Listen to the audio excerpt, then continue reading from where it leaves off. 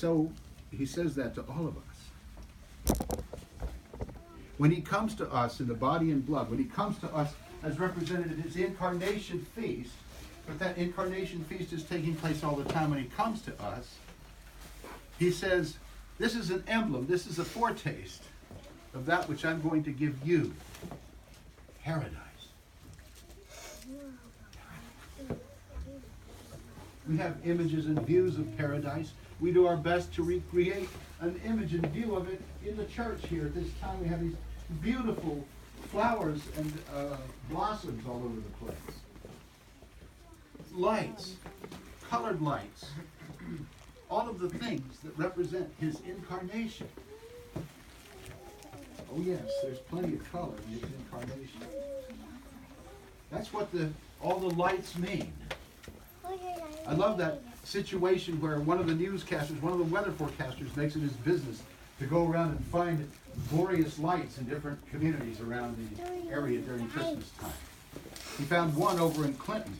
Gigantic, you could see it from the satellites kind of display. And on the front of it, I don't know if the newsman was aware of this, but on the front of that was a huge light display saying, "Keep Christ in Christmas." Did anybody else see that? So there's one fellow who was happy to let everybody know what all the glory and the lights were about and are about.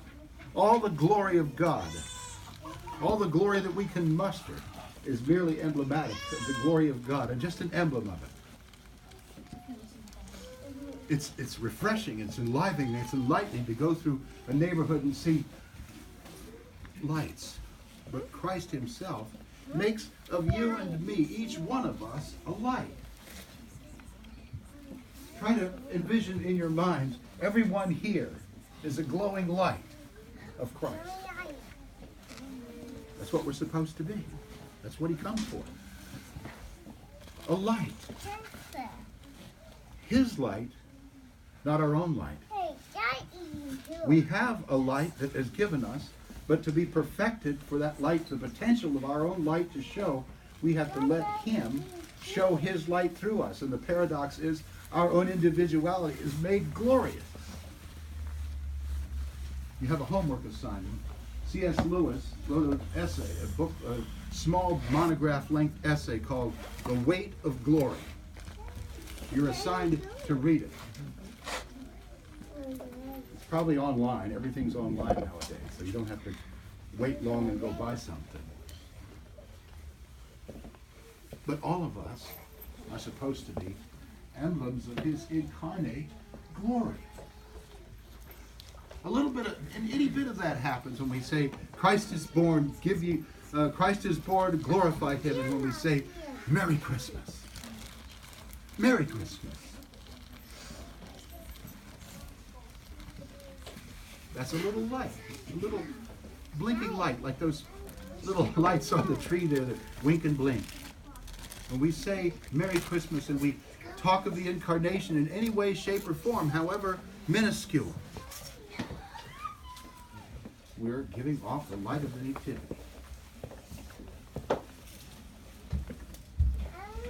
And yes, the great glories of it are impossible to fathom. Of course.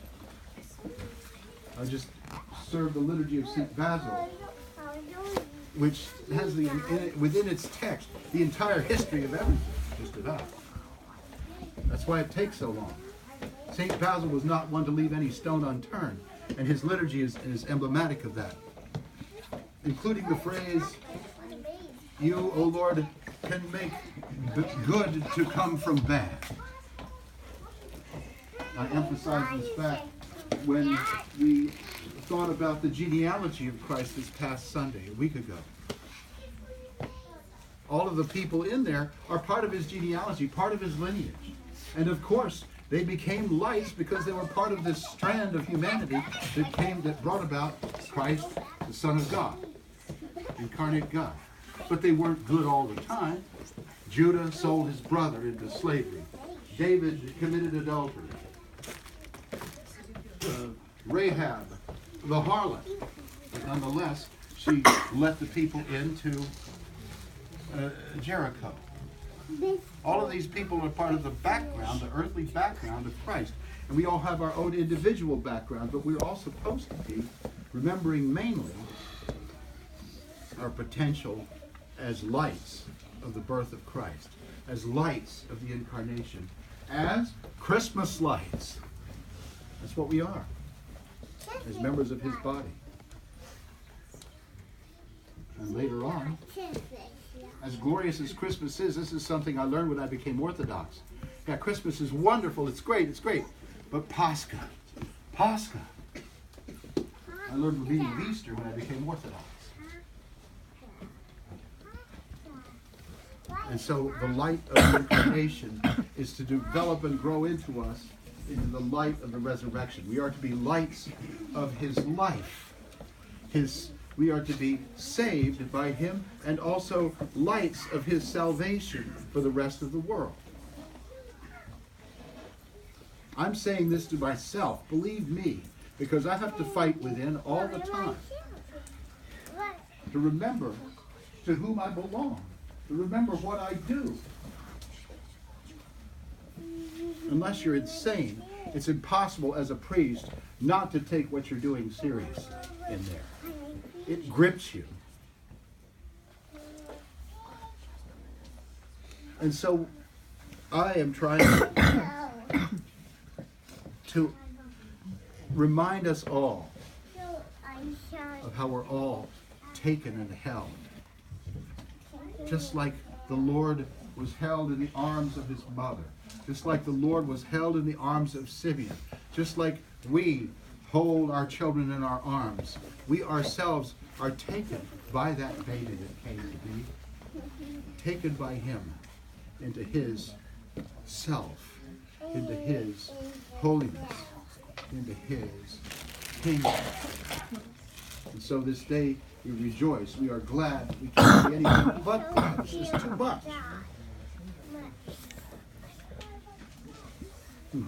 My family has an unfortunate tendency to weep at the drop of a hat. My son illustrated it yesterday, and I chimed in with him as he was reading the Gospel in Luke. And all the world went to be taxed, every one to his own city. And Joseph went up with Mary.